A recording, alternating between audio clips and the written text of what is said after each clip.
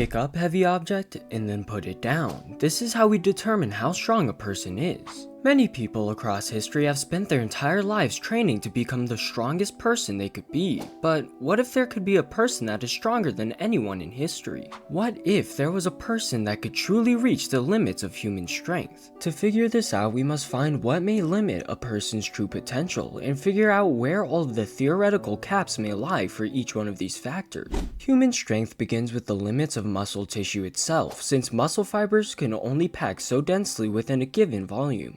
Which means even with maximum hypertrophy, there is a biological ceiling to how much contractile tissues a body can carry. Energy supply further restricts strength, since muscles burn through ATP in seconds before fatigue sets in. And not only this, but growth regulating proteins such as myostatin place hard caps on muscle size and density.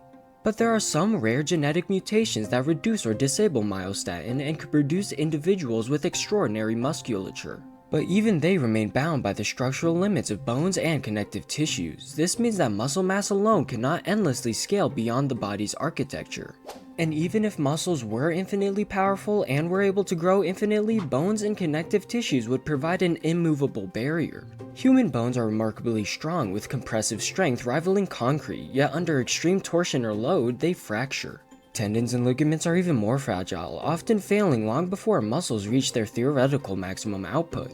This mismatch is one of the key reasons humans cannot simply scale muscle strength upwards without consequence, since the supporting structures tear or snap under stress. True limits of strength are therefore determined less by muscles themselves, but rather by the tissues that anchor them. Strength is also governed by the nervous system, which decides how much force the body is allowed to unleash. Most untrained individuals can voluntarily recruit only about 60 to 70% of their available muscle fibers during maximal effort. Elite athletes through years of training can push that number closer to 90%.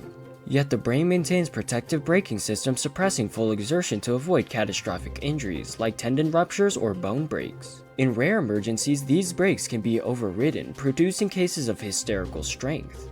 The most popular example of this occurring was in the case of Angela Cavallo, where she famously lifted a car off her son. And even Eddie Hall's crazy ass hypnotized himself to be the first person to deadlift 500 kilograms. This neural safety net ensures survival, but also guarantees that humans rarely, if ever, reach their true muscular ceiling. Another key limitation lies in human biomechanics. Strength is not just about raw muscle, but also about leverage, joint angles, and body proportions. A person with shorter limbs can often lift heavier weights in certain movements because the leverage favors them, while taller individuals may struggle despite greater muscle mass. And the final physical limitation set on human strength would be physics itself, because obviously gravity, friction, and force distribution set hard boundaries on how much weight can be moved.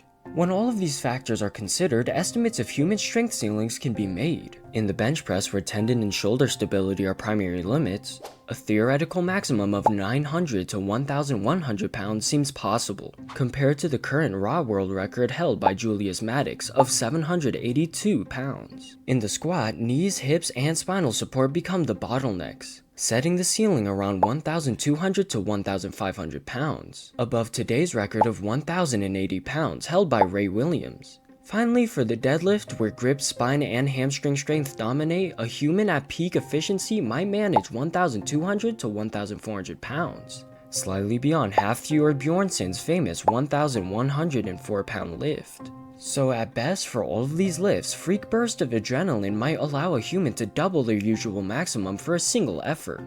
But such feats risk catastrophic self-destruction. Without altering the human species as a whole, these natural barriers form the outer edge of human strength, where current world records already brush against those biological ceilings, with only marginal gains left through training or genetics, which sadly means we may never see the true peak of human strength. And what is even worse is that the perfect paragon of human strength may already have existed or might already exist today. They just might not have the tools to find out and train. So this is a message to all of you to start working out, because you never know, you might have the potential to be the strongest human ever. And even if you can't become the strongest human ever, working out is still very beneficial and should be implemented into your schedules. Anyway, thank you all for watching, please like and subscribe Poppy, and I will see you in another episode.